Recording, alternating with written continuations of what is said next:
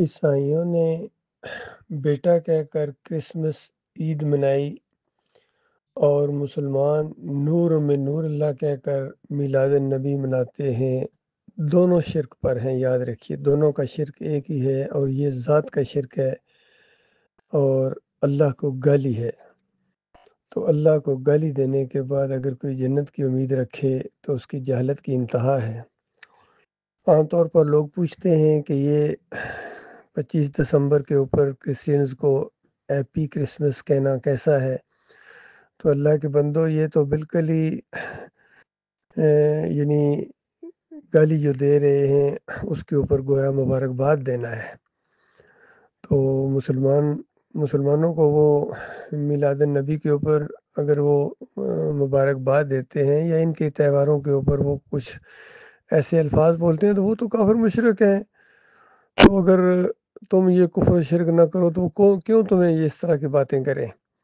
تو یہ آج یہ مسلمان ہیں، یہ پوری طرح یہود و نصارہ کے نقش قدم پر چل رہے ہیں، اور بالکل یہی پیشن گوئی تھی۔ نبی علیہ السلام نے فرمایا تھا ضرور تم وہی کچھ کرو گے جو یہود و نصارہ نے کیا ہے۔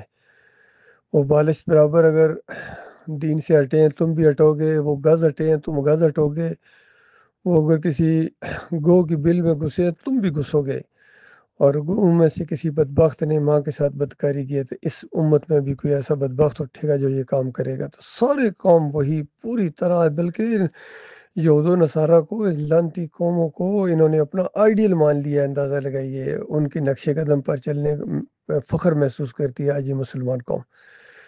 ان کے شرک کے معاملات ہوں، قبروں کو پکا کرنے کا معاملہ ہو، گنبد بنانے کا معاملہ ہو، وہ اگر سلیب لٹکائے ہوئے ہیں یہ گنبد سجائے ہوئے ہیں، بالکل وہی معاملہ ایک طرح کا شرک ہے۔ اور مسجد کے اندر گنبد میں نے دیکھا، اندازہ لگائیے، وہ مسجد جو توحید کا گڑھ تھی، جہاں سے توحید کی آواز اٹھتی تھی، جہاں سے کافروں مشرکوں کی طرف لشکر بھیجے جاتے تھے تبلیغی پیغامات کے لیے، وہاں سے منصوبہ بندی کی جاتی تھی، آج ان کی مساجد کے اندر شرک اور کفر کے اڈے بنے ہوئے ہیں، سارے اسی شرک کے اندر اسی طریقے سے بہہ گئے۔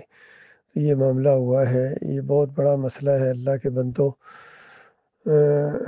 اگر کوئی 12 ربیع الاول کو ہیپی برتھ ڈے کہتا ہے تو 12 ربیع الاول کو تو نبی علیہ السلام کی وفات ہے، اس دن نبی علیہ السلام فوت ہوئے تھے، وفات النبی ہے 12 ربیع الاول۔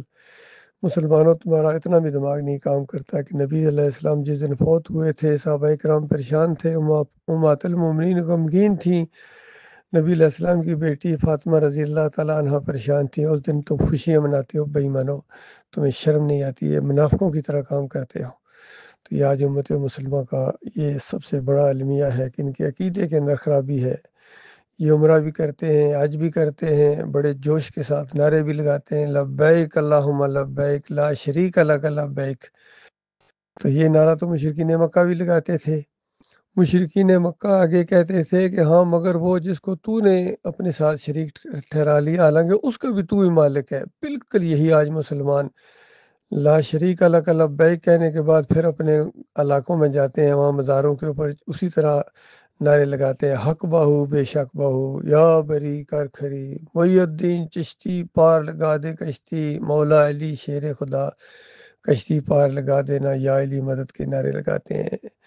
یہ خالص مشرکانہ انداز ہے، یہ کافرانہ شرک ہے، اور اللہ کے ساتھ یہ بہت بڑا غدر ہے، کلمے کے ساتھ غداری ہے، مالک کے ساتھ بے وفائی ہے۔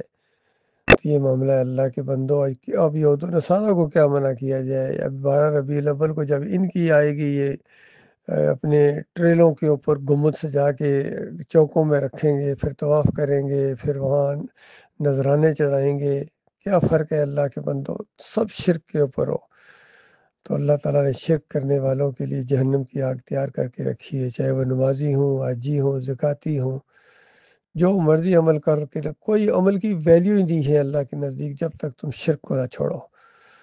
یہ فرقہ بندی، مسلک پرستی، کوئی بریلوی بنا دیا گیا، کوئی دیوبندی بنا دیا گیا، اہل حدیث، سلفی، چکڑالوی، سہروردی، نقشبندی، حنبلی، سعودی، سب کے اندر شرک ہے۔ صوفیوں نے تو شرک کا وہ طوفان برپا کیا تھا، آج جو سر پر اٹھاتے ہیں ان مسلمانوں کو، عبد القادر جیلانی، محی الدین چشتی، علی اجمیری اور مجدد الفسانی، اور یہ جتنے بھی شاہ ولی اللہ کا پورا خاندان، ان کی کتابیں دیکھیں، فضائل اعمال پڑھیں، کس قدر شرک کے ساتھ بھری یہ کتابیں، اندازہ لگائیے۔ کہتے ہیں ہم تبلیغ کرتے ہیں، تم تبلیغ تو کرتے ہو لیکن ایمان کی نہیں، توحید کی نہیں، تم شرک کے مبلغ ہو، سارے کے سارے شرک کے اوپر ڈٹے ہوئے۔ ان شرک کرنے والوں کو علی انجینئر صاحب کہتے ہیں میں امام مانتا ہوں، اپنا لیڈر مانتا ہوں، ان کے پیچھے نمازیں پڑھتا ہوں، یہی ذاکر نائک کرتے ہیں، سب کے سارے اسی پر ڈٹے ہوئے۔ کہتے ہیں ایک دوسرے کے پیچھے نمازیں پڑھو، بھائی ایک دوسرے کے پیچھے نمازیں پڑھ کے تم جنت چلے جاؤ گے اپنے اپنے شرک پر قائم رہتے ہوئے، اور پہلے شرک چھوڑو پھر خود تم بھائی بھائی بن جاؤ گے، جس طرح صحابہ اکرام بنے تھے۔ اوس اور خزرج کے قبیلے کس نے ایک دوسرے کے دشمن تھے، جو ایمان خالص کیا کس طرح بھائی بھائی بن گئے۔ یہی صرف ایک علاج ہے اس آخری امت کا۔